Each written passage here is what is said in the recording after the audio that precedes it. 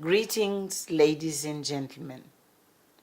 I regret not being able to join such a remarkable group of people assembled for the first global gathering about social isolation and connectedness.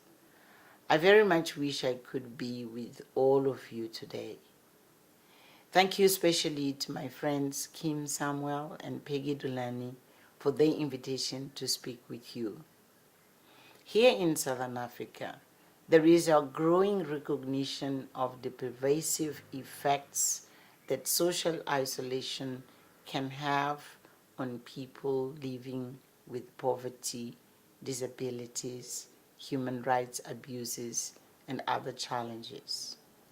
For example, when we look at poverty, most people focus on economic hardships.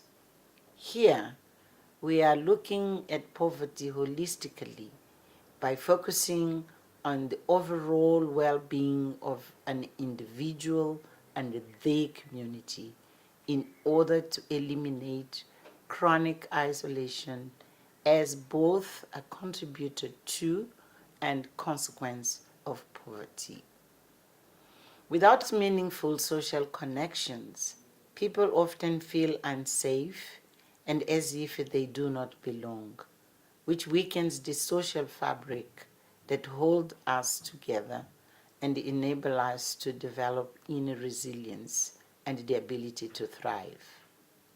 Isolation is especially problematic for people coping with HIV/AIDS. But isolation is also caused by discrimination and disability.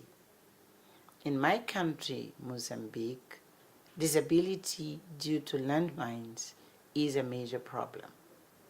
So the topic of overcoming isolation is tremendously important to us for many reasons.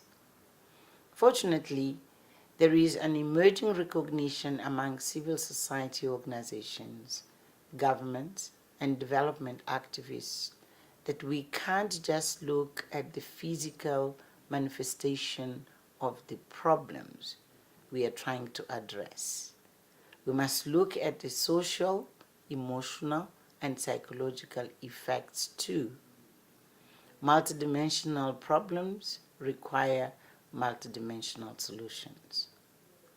Together with people living with chronic isolation, we must look at how to creatively reknit the fabric which connects people to community and shows them that they are held in a space that is safe and secure and larger than themselves.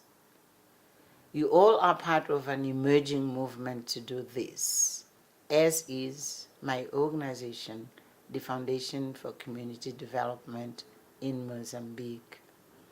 Our foundation is working in partnership with the Samuel Family Foundation, Synergos, Nelson Mandela Children's Fund, and the Oxford Poverty and Human Development Initiative. Our focus is on overcoming isolation by deepening the human connections that allow people to feel like they belong, particularly in ways that improve the lives of children. Our foundation understands both the pain of isolation and the promise of community-based interventions that enable children to be embraced by others, achieve their full potential, and become contributing members of their society. We have found that indigenous systems of social support exist, but they are not necessarily understood and promoted. Strengthening those systems is central to our work. I am happy that our experience is being shared in Toronto and that our work will be enriched by the experience of those of you working in other places and with other communities.